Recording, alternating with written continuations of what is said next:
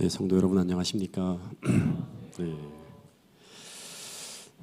하여튼 여름이 아주 깊어가고 또 많은 분들이 이제 휴가철이라서 이렇게 어수선한데 그래도 화요일 저녁 잊지 않고 아카데미 시간에 찾아주신 모든 분들을 진심으로 환영하고 또 축복합니다. 세상이 많이 어수선하죠. 더 말씀이 필요한 것 같고 또 우리가 정신을 차리기 위해서 끊임없이 영적으로 우리의 감각이 돌아가야 되는데 그러기 위해서는 말씀과 기도의 시간이 필요하다고 하는 생각이 듭니다.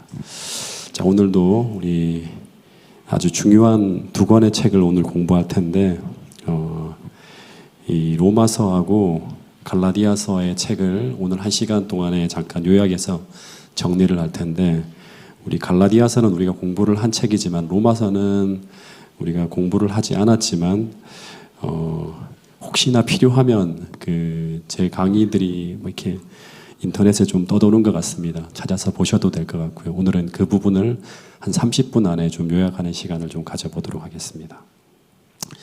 이 사도 바울이 3차 선교 여행 시에 에베소에서 3년을 머물면서 아주 치열하게 목회를 하다가 소동이 벌어지면서 이 사도 바울이 마게도냐를 거쳐서 마게도냐라고 하는 건 빌립보거든요. 고린도로 들어가게 됩니다. 이제 거기서 3개월을 머물면서 이제 겨울을 지나게 돼요. 그러면서 그 겨울에 두 권의 책을 쓰게 되는데 이게 다 신약 성경이 됩니다. 그게 그 한 권이 갈라디아서고 또 한 권이 로마서인데 이 갈라디아서는 우리가 지난번에 공부를 다 했죠. 잠깐 간단하게 이 갈라디아서를 좀 정리를 하면 우리 오랜 시간 공부한 것인데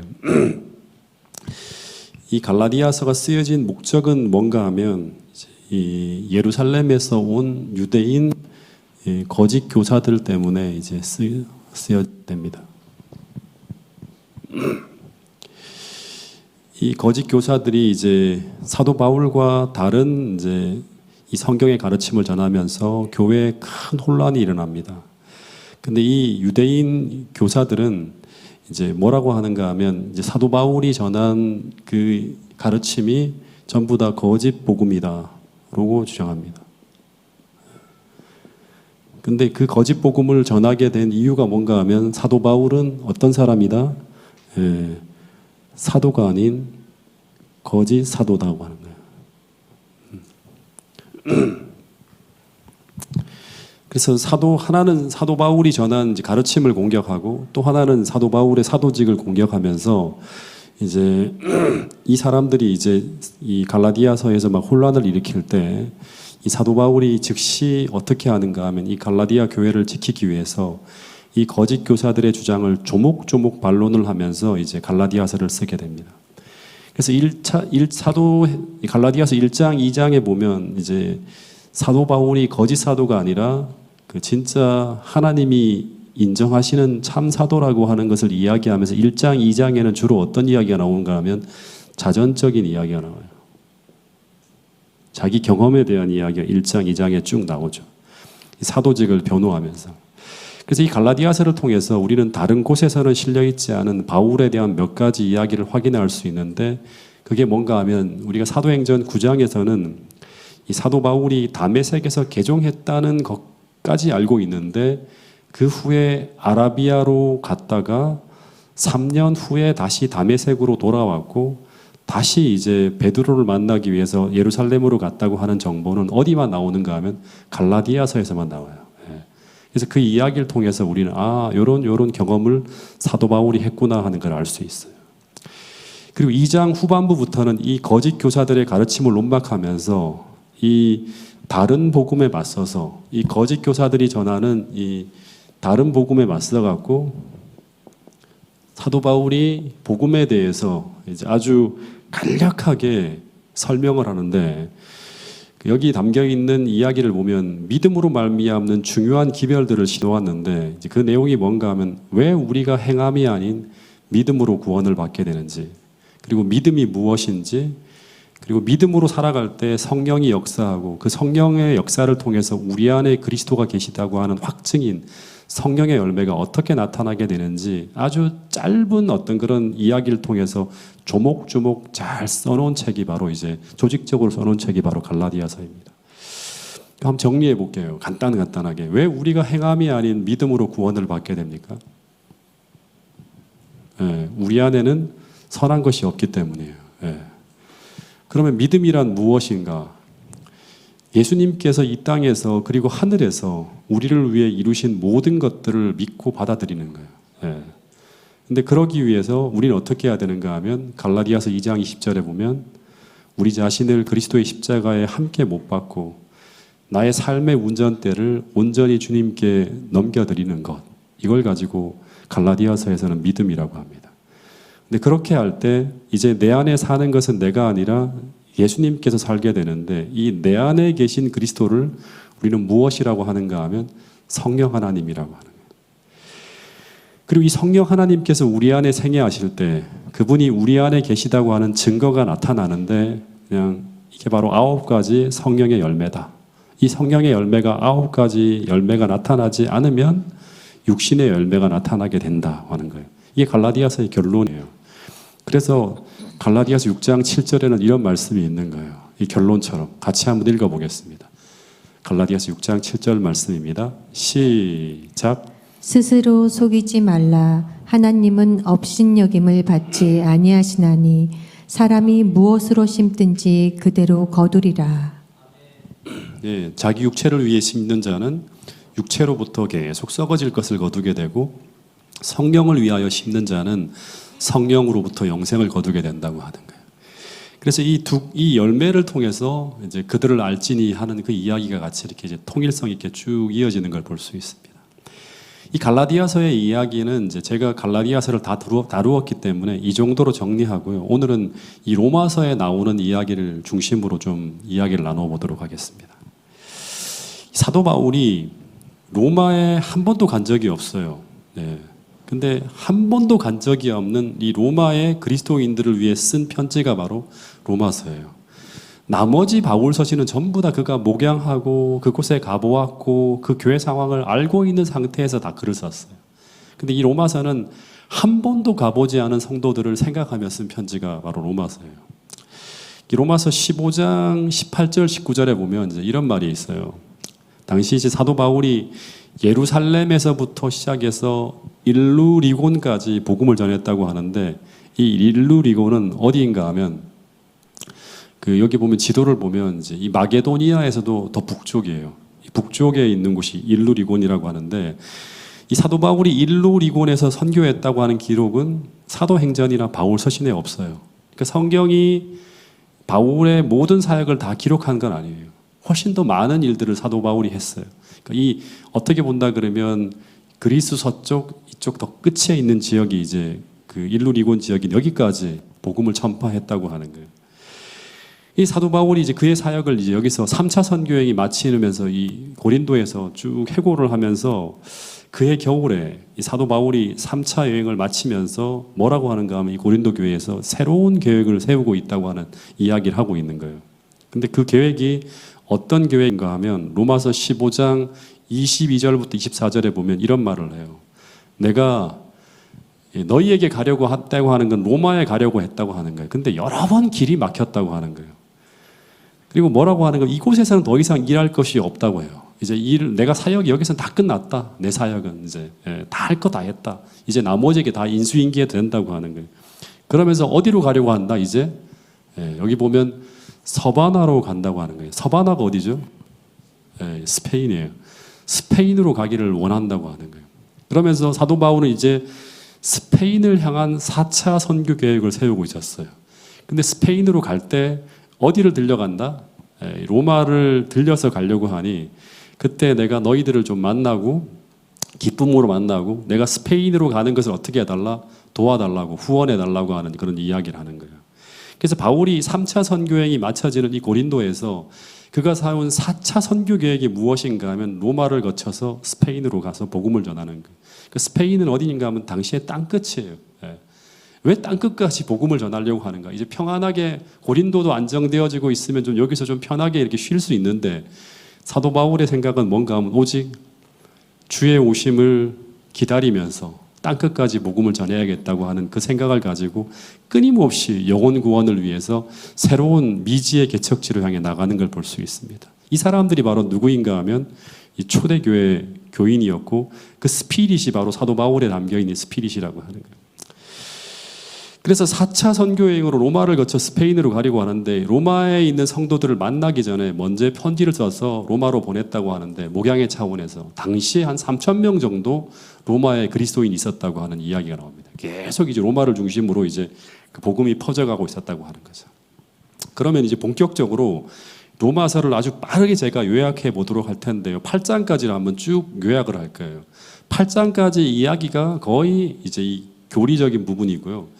9장부터 넘어가서 16장까지는 좀 이렇게 실천적인 부분이 나오기 때문에 아마 그 다음의 부분들은 좀 읽기에 편할 거예요. 로마서에서 말하는 복음은 무엇인가? 이제 가장 많이 목사님들이 인용하는 성경절이 나오죠. 로마서 1장 1절부터 2절까지만 한번 읽어볼게요. 1절, 2절 시작. 예수 그리스도의 종 바울은 사도로 부르심을 받아 하나님의 복음을 위하여 택정함을 입었으니 이 복음은 하나님이 선지자들을 통하여 그의 아들에 관하여 성경에 미리 약속하신 것이라. 예, 보통 복음을 우리가 뭐라고 하는가 하면 예수 그리스도라고 해요. 근데 이 로마서 1장 2절에 보면 조금 더 구체적인 이야기하죠. 복음은 뭐다? 하나님이 선지자들을 통하여 그의 아들에 관하여 성경에 미리 약속하신 거다. 하나님께서 그 아들을 통해서 우리에게 베푸시겠다고 약속한 것, 그 아들을 통해서 우리 안에서 이루시겠다고 행하시겠다고 미리 약속하신 것들, 이게 바로 뭔가 하면 복음이에요. 예. 근데 그것이 무엇인가 하면 구체적으로 말하면 죄인을 구원하시겠다고 하는 하나님의 계획이라고 하는 거죠. 이게 복음이에요. 이 로마서에서 말하는 이 복음에 대한 이야기를 짧게 좀 이야기해 보면 우리는 어떻게 구원을 받게 되는가? 하나님의 계획은 어떻게 되는가? 먼저 로마서 1장 6절부터 7절 말씀을 보면 이런 말이 있습니다.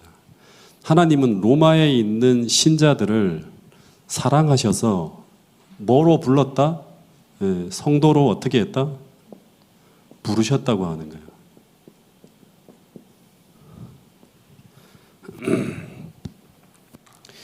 구원의 시작은 뭔가 하면요, 죄인을 구원하기 위해서 하나님께서 당신의 백성을 사랑으로 부르시는 이 하나님의 부르심에서 시작되어진다고 하는 거예요. 제가 초등학교 때부터 저는 부모님께 착한 아들이 되지 못하고 늘 말썽꾸러기였는데요. 제가 초등학교 3학년 때인가 2학년 때인지 정확하게 모르겠는데 경찰서에 붙잡혀 들어간 적이 있었어요. 제 인생에 처음으로. 왜 그랬는가 하면 어느 날 동네 쪼무레기 친구들이 이제 전부 이전에는 보지 못했던 뭐 장난감, 장총, 권총, 비싼 장난감들 다 하나씩 들고 있는 거예요. 알아봤더니 이 아이들이 이제 당시 태백에 보면 이제 제1극장이라고 하는데 그 앞에 문구점이 하나가 있었어요. 거기서 하나씩 다 훔쳐온 거예요. 제가 이제 그 유혹에 끌려서 그 문방구를 털겠다고 하면서 초등학교 2학년 때였죠. 1학년 때인지 2학년 정확하게 기억이 안 나는데 그 동네 친구들, 성들 다 같이 동원되어져서 그걸 이제 막 문방구 주변에 얼랑거리고 있는데 저를 보고 망을 보래요. 그래서 망을 본다고 앉아 있는데 갑자기 주인 아저씨가 와서 저를 탁 붙잡는 거예요. 제가 그 가게에 들어가서 아저씨한테 몇 대 맞고 훈방되어질 거로 생각했는데 아저씨가 경찰에 신고를 하신 거예요. 그래서 그때까지 물건이 없어진 모든 책임을 다 뒤집어 쓰고 이 경찰서로 끌려갔어요. 황지, 팔리, 한 동네 아이들이 다 잡혀갖고 경찰서로 다 간 거예요. 무슨 뭐 절도단에서 뭐 이렇게 아마 한 것 같아요. 제가 초등학교 1학년, 2학년이었는데 그때 기억을 하면 경찰서에 딱 잡혀 있으면서 와, 내가 진짜 나쁜 놈이 되었구나. 아, 난 이제 더 이상 좋은 사람이 아니다. 이 사회에서 나쁜 사람으로 내가 커가겠구나. 이런 생각이 나면서 계속 눈물이 나는 거예요. 그리고 이제 아버지, 어머니를 어떻게 보지? 생각하니까 기가 막히고 더 이상 집에 돌아갈 수가 없는 거예요. 이 경찰들이 계속 부모님 불러오라고 하는데 당시엔 휴대폰이 없잖아요. 아무리 뭐도 이제 부모님들이 안 오는 거예요.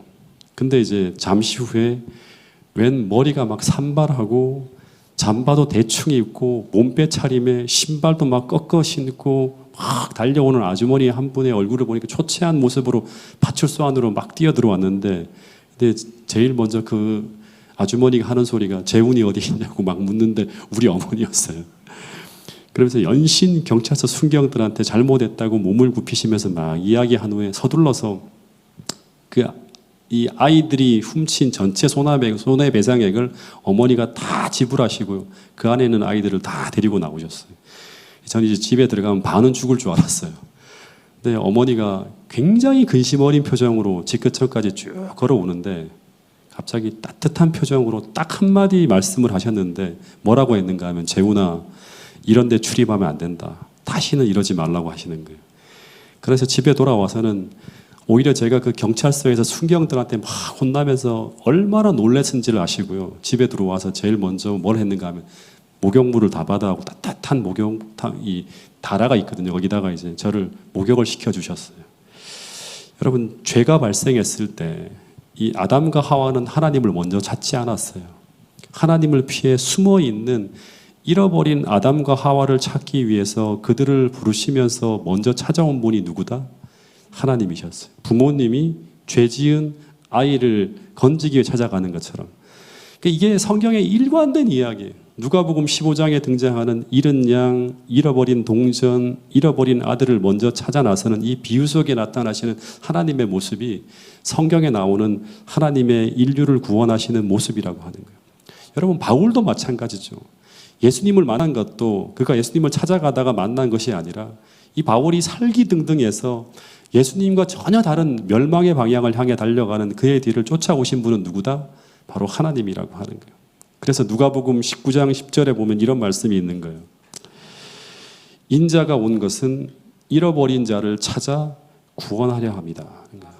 예수님이 이 땅에 오신 것은 우리를 찾아 구원하기 위해서, 우리를 당신께서 돌아오라고 부르시기 위해서 어떻게 왔다? 이 땅에 인간으로 오셨다고 하는 거예요. 그래서 이처럼 우리에게 다가오셔서 우리를 부르시는 이 하나님의 음성을 들을 때 우리가 이 하나님의 구원을 받기 위해서 우리가 해야 될 일이 뭘까요? 이 부르시는 소리가 들려올 때, 이 사랑의 소리가 들려올 때 우리가 구원을 받기 위해서 우리가 해야 될 일이 바로 뭐죠? 이 부르심에 반응하는 거라고 하는 거예요. 이 부르심에 반응하는 것을 뭐라고 한다? 믿음이라고 합니다. 그리고 이 믿음의 결과가 바로 뭔가 하면 구원이라고 해요. 간단하게 말하면. 근데 이 사이에 많은 이야기들이 담겨 있죠. 그래서 우리의 구원의 시작은 하나님의 부르심에서, 로마에 있는 하나님의 성도들을 하나님께 사랑으로 부르셨다고 하는 이 부르심에 시작되어지는 거예요. 근데 우리가 이 하나님의 부르심에 반응해서 그 앞에 나올 때 첫 번째로 경험하게 되는 게 뭔가? 첫 번째로 경험하게 되는 게 뭔가? 이것은 바로 내가 죄인이라고 하는 것을 느끼면서 하나님 앞에 자복하고 굴복하고 회개하는 거예요. 자복하고 굴복하고 회개하는 거예요. 이것을 가지고, 이 과정을 가지고 뭐라고 하는가 하면 거듭남이라고 해요.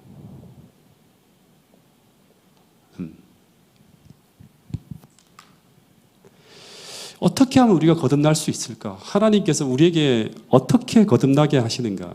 로마서 1장 18절부터 3장 20절까지 보면요, 하나님은 인간이 먼저 하나님 앞에 자복하고 굴복하고 회개하는 과정이 일어나도록 하기 위해서 어떻게 하는가? 먼저 인간이 어떤 존재인지를 하나님께서 하나님의 엑스레이를 쫙 인간에게 투과하는 것처럼 인간을 진찰하신 하나님의 진단서가 쭉 나와요.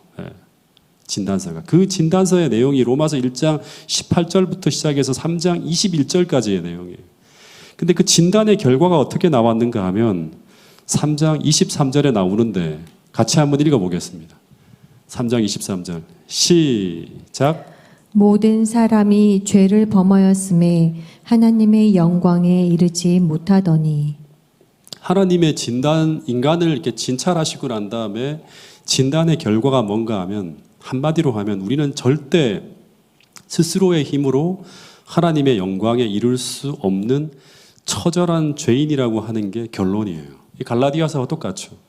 모든 인간은 스스로의 힘으로 의를 행할 수 없는 깊이 병든 죄인이라고 하는 거예요. 갈라디아서에서도 그런 말을 하잖아요. 우리 스스로는 선을 행할 수 없다. 그래서 우리 행함으로는 구원을 얻을 수 없다고 하는 그 이야기를 쭉 풀어낸 거예요. 로마서에서는. 그래서 우리는 하나님의 의가 필요하다고 하는 걸 알려주는 게 바로 뭐냐 그러면 로마서 1장부터 3장까지 이야기예요. 그래서 로마서 1장 18절부터 시작해서 3장 20절까지는 죄 문제에 대한 하나님의 진단이고, 이 책의 나머지 모든 부분은요 하나님의 치료 방법을 다루고 있다고 보면 돼요. 그 하나님의 치료 방법을 뭐라고 한다? 복음이라고 하는 거예요. 예. 치료책. 하나님께서 어떻게 우리 인간을 치료하시는가 하는 거예요. 그래서 복음을 이야기하기 전에는요, 하기 전에 먼저 사람들로 하여금 이 죄 문제를 깊이 보게 하는 게 하나님께서 복음을 전하시는 방법이에요. 복음은 뭐에 대한 해결책이다? 죄 문제에 대한 하나님의 해결책이라고 하는 거예요. 내가 죄인이고 내가 구원받기 위해 예수님이 필요한 존재라고 하는 이 인식은요, 복음이 들어갈 길을 닦는 하나님의 첫 번째 작업이에요. 예. 그래서 이 회개를 경험하기 위해서 우리는 하나님의 엑스레이 앞에서 나의 참된 모습, 내 숨겨진 모든 모습이 노출되어지는 그 참된 내 자신을 보는 경험이 반드시 있어야지만 뭘 하는가? 하나님 앞에 참되게 자복하고 참되게 굴복하고 우리가 하나님이 주시는 은혜 가운데 깊이 깊이 회개하는 이 거듭남의 과정이 나타날 수 있다고 하는 거예요. 저희 형수가 오래전에 이제 암 진단을 받으시고 이제 한동안 치료받는 과정이 있었는데, 이 형수가 그때 40대 초반이었을 거예요. 암 진단이 떨어지고 난 후에 한동안 내가 암 환자라고 하는 사실을 인정하지 못하는 거예요. 난 절대 그런 사람이 그런 질병이 안 걸렸다고 하는 거예요. 그런데 이제 그 형수가 나중에 이제 저기 어딘가 아산병원에서 CT 검사와 PET 검사와 마지막 조직 검사까지 다 확인하고 난 후에 그 사진이 펼쳐진 그 위험한 암 조직을 쭉 확인하면서 의사 선생님으로부터 설명을 듣고 난 후에 비로소 자신이 암 환자임을 자각하고 의사가 이야기하는 필요한 치료 방법을 받아들이기 시작하더라고요. 예. 그래서 내가 참으로 죄인이라고 하는 것을 깊이 깊이 인식하는 것은 이것은 무엇이다? 하나님의 은혜라고 하는 거예요. 예. 이걸 깊이 인식하게 될 때 우리는 깊이 깊이 회개하게 되고, 그때 하나님은 우리가 구원받을 수 있는 구원의 조건과 방법을 보여주시는데, 그것을 가지고 로마서 1장 17절, 로마서 3장 21절에는 뭐라고 하는가 하면 하나님의 의라고 합니다. 성경절이 안 올라와 있네요.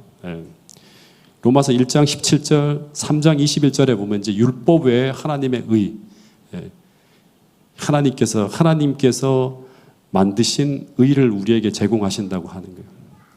근데 이 하나님의 의라고 하는 게 무엇인가 하면 예수님께서 우리를 위해 십자가에 달려 돌아가심으로 우리에게 제공되어지는 입혀주시는 의 혹은 용서하시는 의이고요. 더하여서 그분께서 이 땅에서 의로운 삶을 살아내심으로 말미암아 우리에게 나누어 주시기 위해 이루어진 의, 즉 그분이 우리 안에서 성령을 통해 행하시면서 나누어 주시려고 하는 그분의 성품인 성화의 의를 말하는 거예요.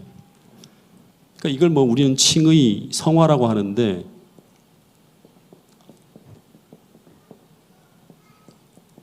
이 전부 다 하나님이 만드셔서 우리에게 제공하시는 거예요. 칭의는 용서하시는 의이고요. 성화는 성화의 의라고 하는 것은 예수님께서 이 땅에 이루신 그 품성을 우리에게 나누어 주는 거죠. 근데 이 모든 것은 우리의 행위가 아니라 우리의 믿음으로 값없이 받을 수 있는 것이라고 해요. 근데 이 믿음으로 말미암는 구원의 방법이 갑자기 신약에서만 등장한 것이 아니라 구약 때부터 지금까지 하나님께서 우리를 구원하시는 일관된 방법이라고 하면서 사도 바울이 이야기하는 이제 하나의 인물이 있는데, 로마서 4장에 보면 누구를 등장시킨다? 예로 든다? 아브라함이라고 하는 거예요. 로마서 4장에서는 구약의 대표 신앙인인 아브라함의 이야기를 통해서 아브라함도 어떻게 구원받았다? 믿음으로 구원받았다고 하면서 그 이야기를 쭉 주석해서 설교하는 이야기가 이제 4장에 나옵니다.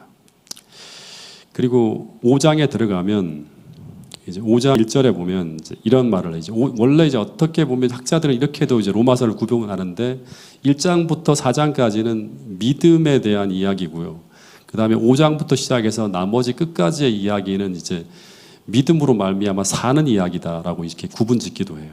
그래서 5장 1절에 보면 그러므로 1장부터 4장까지 이제 이런 이야기를 했는데 그러므로 이제 우리가 믿음으로 의롭다 하심을 받았으니 이제 어떻게 살아야 되는가? 믿음으로 말미암아 어떻게 살아야 되는가 하는 이야기가 쭉 흘러나와요.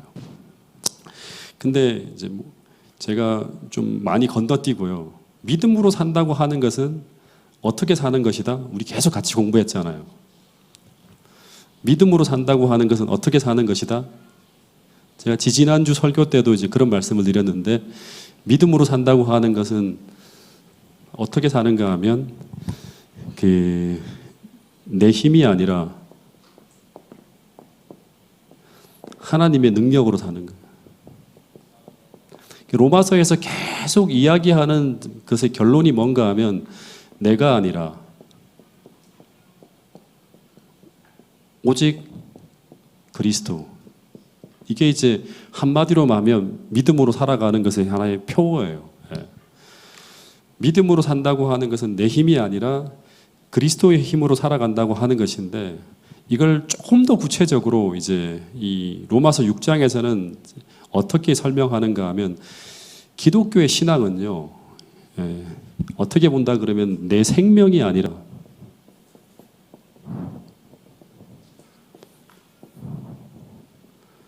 그리스도의 생명으로 사는 거예요. 이걸 가지고 새 생명이라고 하거든요. 이게 하나의 이론이 아니라 실제적으로 내 안에서 경험되고 있는지를 확인해 보라고 하는 거예요. 이걸 가지고 저는 이제 운전수가 교체되어진다 뭐 이렇게 표현도 하거든요. 내 팔과 다리를 가지고 살지만 실제로 운전수는 이제 내 자아가 아니라 그리스도로 교체되어지는 것이다. 그렇게 될 때 이제는 나는 내 생명이 아니라 그리스도의 생명으로 치환되어지는 걸 경험할 수 있다. 이게 사도 바울이 로마서 6장을 통해서 이제 우리한테 이야기해 주는 굉장히 중요한 메시지예요. 바울은 그리스도인들은 모두 믿음으로 말미암아 이런 경험을 거친 사람들이라고 해요. 로마서 6장 4절 말씀을 한번 볼게요. 로마서 6장 4절 같이 한번 읽어보겠습니다. 시작. 그러므로 우리가 그의 죽으심과 합하여 침례를 받음으로 그와 함께 장사되었나니 이는 아버지의 영광으로 말미암아 그리스도를 죽은 자 가운데서 살리심과 같이 우리로 또한 새 생명 가운데서 행하게 하려 함이라. 이게 갈라디아서 2장 20절과 비슷한 표현이라고 하는 걸 느낄 거예요, 아마. 그러니까 그리스도인은 이제 이전의 나의 생명은 죽고예요. 내가 그리스도와 함께 십자가에 못 박혔나니 이제 나는 내 속에 누가 산다? 그리스도께서 산다고 하는 것인데 그것을 이 로마서에서 뭐라고 하는가 하면 주님께서 주시는 새로운 생명을 받아. 이것은 그리스도의 생명이라고 할 수 있죠. 갈라디아서에서 뭐라고 하냐면 내가 육체 가운데 사는 것은 이제 나를 사랑하사 나를 위하여 자기 몸을 버리신 그리스도를 믿는 믿음 안에 산다고 하는 그리스도의 생명으로 사는 거예요. 새 생명 가운데 행하고 있는 사람이 바로 누구인가 하면 이 그리스도인이라고 하는 거예요. 새 생명 가운데 행하고 있는 사람. 내 생명이 아니라 그리스도의 생명으로 살아가는 거예요. 헬라어에는 생명이라고 하는 단어가 두 가지가 있다고 합니다. 하나는 비오스라고 하는 이제 생물학적인 생명이 있고요. 비오스. 또 하나의 생명이라고 번역되어진 단어 중에 하나가 조에라고 하는 생명이라고 합니다. 조에. 이 비오스는 생물학적인 생명을 의미하는 거고 이 조에는 근원적 생명이라고 하는데 뭐 학자들은 영생, 예수님께서 우리에게 주시려고 하는 새 생명 전부 이 조에라고 하는 표현을 써요. 이렇게 쓸 수 있는 거예요. 제가 침례 받기 전에는요 한 7시 정도에 일어났거든요. 일어나서 제가 하는 행동은 뭐냐 그러면 아침 뉴스를 딱 들으면서 학교 갈 준비를 합니다. 그리고 아침밥을 먹고 당시에 유행하는 이제 마이마이를 딱 챙겨서 제가 좋아하는 팝송을 귀에 꽂고 들으면서 학교로 갔어요. 전철을 타고 가서 이제 학교에서 수업을 듣고 점심시간이 되면 어디로 가는가 하면 이제 급하면 햄버거 집에 가서 이제 그 햄버거를 하나 사 먹든지 아니면 좀 여유가 있으면 고기 덮밥을 먹어요. 그 돼지고기로 이렇게 좀 막 해서 있는 좀 맛있는 그 덮밥을 먹는데 돈이 좀 부족하면 짬뽕밥이나 짜장밥을 이제 먹기도 해요. 그리고 밤이 되면 선배들과 함께 가끔씩 어디로 가는가 하면 포장마차로 가서 순대를 안주로 먹으면서 인생과 시국 이야기를 한참 하다가 너무 늦으면 이제 친구 집에 가 자기도 하고 아니면 집에 돌아오는 전철을 타고 돌아오기도 합니다. 집에서 돌아오면 이제 좀 일찍 돌아오면 저녁을 먹고 난 후에 재미있는 드라마를 보기도 하고 시간 남으면 이제 책을 보기도 하고 마음이 맞으면 누나와 매형 식구들과 함께 거의 밤 12시에서 새벽 1시까지 막 고스톱을 치기도 합니다. 그리고 잠을 자요. 근데 후에 제가 그리스도인이 된 후에 저의 비오스, 이 생물학적인 생명이 바뀝니다. 2학년 때부터 제가 기숙사에서 생활을 하기도 하고 이제 뭐 이랬는데 아침 6시에 일어나서 TV를 보는 대신에 기도를 하고 성경을 읽기 시작합니다. 그리고 아침에 도서관에 가서 이제 피곤하면 커피를 마시는 대신에 율무차나 땅콩차를 마셨어요. 예. 그리고 점심시간에도 햄버거를 먹지 않고 또 맛있는 불고기 덮밥도 먹지 않고 된장찌개나 순두부찌개를 먹었어요. 수업이 끝난 후에 포장마차로 가지 않고 차 마시는 곳이 아니면 곧장 기숙사로 돌아왔어요.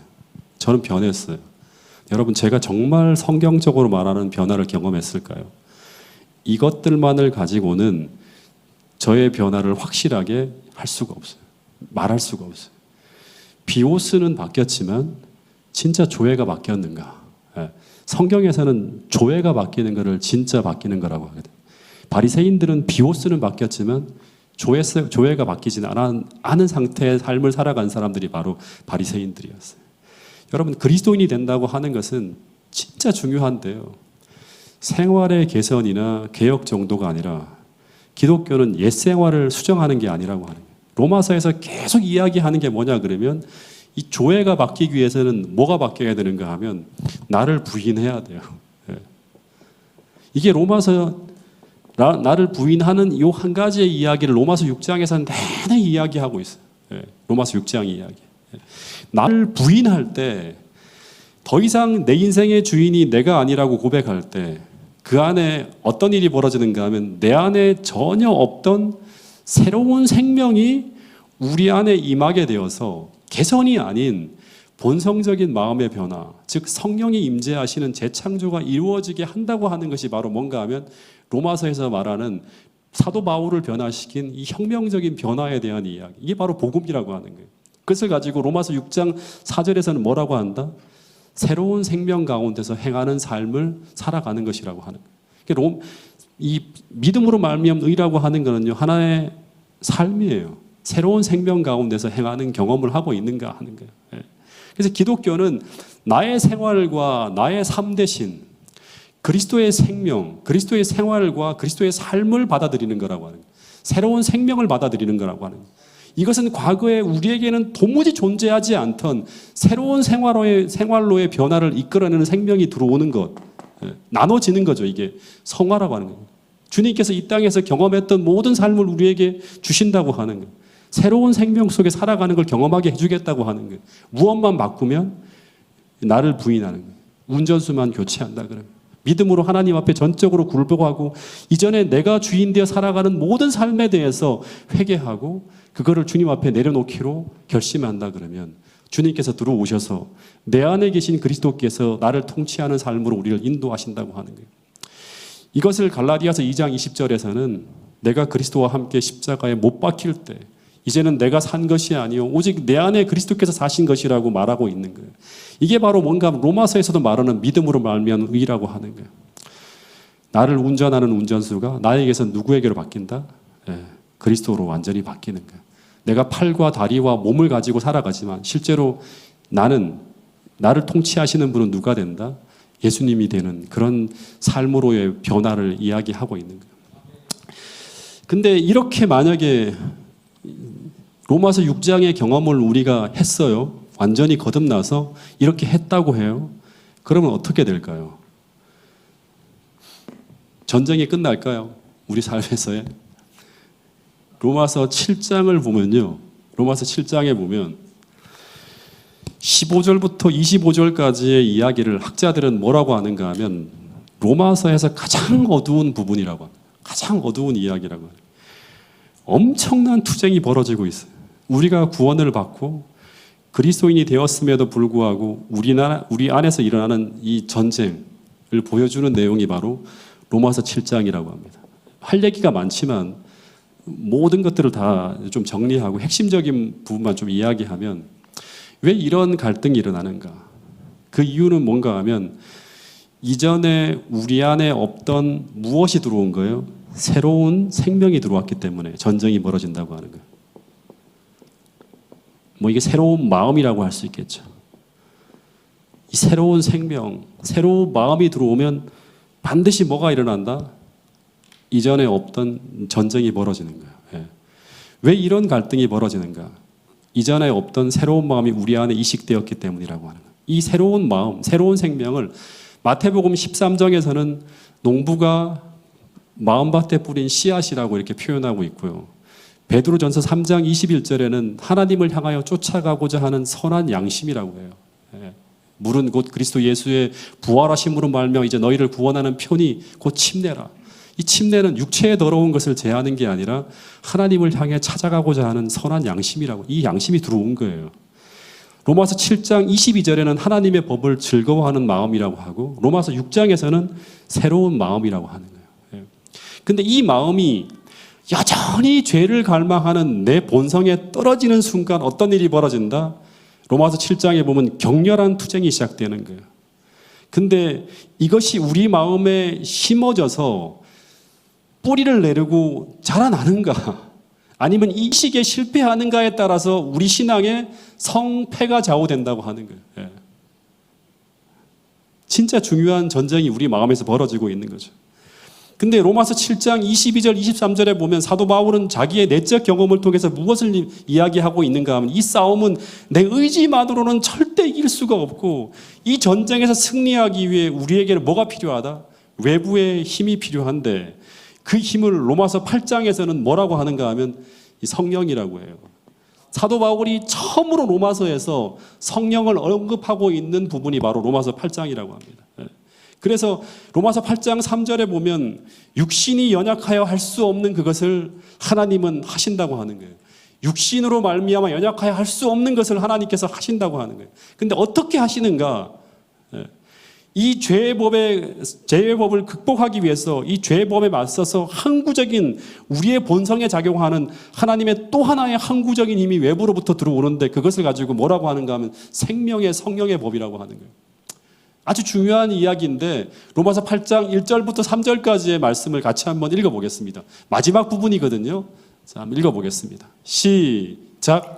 그러므로 이제 그리스도 예수 안에 있는 자에게는 결코 정죄함이 없나니 이는 그리스도 예수 안에 있는 생명의 성령의 법이 죄의 사망의 법에서 너를 해방하였음이라. 율법이 육신으로 말미암아 연약하여 할 수 없는 그것을 하나님은 하시나니 곧 죄로 말미암아 자기 아들을 죄 있는 육신의 모양으로 보내어 육신의 죄를 정하사 육신을 따르지 않고 그 영을 따라 행하는 우리에게 율법의 요구가 이루어지게 하려 하심이니라. 그러니까 이 로마서 8장의 이 경험을 우리가 해야 됩니다. 이게 바로 믿음으로 말미암는 의의 경험이에요. 예. 그러므로 이제 그리스도 예수 안에 있는 자에게는 결코 정죄함이 없나니 왜 없는가 하면 이는 그 이유는 뭔가 하면 그리스도 예수 안에 있는 생명의 성령의 법이 오늘 우리 안에 담겨져 갖고 이제 우리를 6장 7장 이야기를 다 이어서 생각을 해야 돼요. 예. 내가 그리스도 앞에 완전히 굴복하고 철저히 우리가 회개하고 진실된 회개를 함으로 말미암아 거듭남으로 말미암아 새로운 생명이 우리 안에 들어와서 우리를 통치하는 걸 가지고 뭐라고 하는가 하면 생명의 성령의 법이 우리 마음을 통치하는 시대가 열렸다고 하는 거예요. 그 증거는 뭔가 하면 죄와 사망의 법에서 우리를 해방시키는 거예요. 이게 바로 은혜 아래 있는 삶이라고 하는 거예요. 죄의 법칙을 무너뜨리고 우리로 하여금 자발적으로 하나님을 섬기게 하는 그 시대를 열어가는 거예요. 이렇게 살아갈 때 어떤 경험을 하게 되는가 하면 로마서 8장 37절에 보면 무슨 말을 하는가 하면 그러나 이 모든 일에 우리를 사랑하시는 이로 말미암아 우리가 어떻게 한다? 넉넉히 이기는 싸움을 싸운다고 하는 거예요. 우리 의지만을 가지고 싸우는 게 아니라 하나님이 주시는 그 은혜로 말미암아 넉넉히 이기는 싸움을 한다고 하는 거예요. 내가 확신하노니 사망이나 생명이나 천사단이나 권세자들이나 현재일이나 장래일이나 능력이나 높음이나 기쁨이나 다른 어떤 피조물이라 할지라도 우리를 우리 주 예수 그리스도 안에 있는 하나님의 사랑에서 끊일 수 없는 그런 삶으로 우리를 이어가게 만든다고 하는 거예요. 이 사람들이 바로 누구인가 하면 야곱의 환난을 이길 수 있는 하나님의 종들이라고 하는 거예요. 여러분, 이 사도 바울이 이야기하는 이 로마서의 이 경험들이 태능교회 모든 성도들의 경험이 될 수 있기를 간절히 바라겠습니다. 우리 모두가 로마서 8장의 이야기, 이 고백이 우리의 고백이 되어서 이제 그리스도 예수 안에 있는 자에게는 결코 정죄함이 없는데, 이건 하나의 이론이 아니라 내가 지금 그리스도 예수 안에 있는 생명의 성령의 법이 우리를 통치함으로 말미암아 죄와 사망의 법에서 우리를 해방시키는 이 자유와 이 평안을 내가 경험하고 있다고 고백할 수 있는 여러분과 제가 될 수 있기를 간절히 바라겠습니다. 우리에게 담기는 모든 생각들이, 성령이 주시는 생각들이 우리의 마음속에 품겨지고 담겨져서 날마다 육신을 거부할 수 있는 그런 능력이 끝없이 우리를 공급해서 그리스도의 생명으로, 그리스도의 삶이 우리 삶 속에 나타나는 그런 놀라운 경험을 우리 모두가 할 수 있게 되기를 간절히 바라면서 오늘 말씀을 줄이도록 하겠습니다.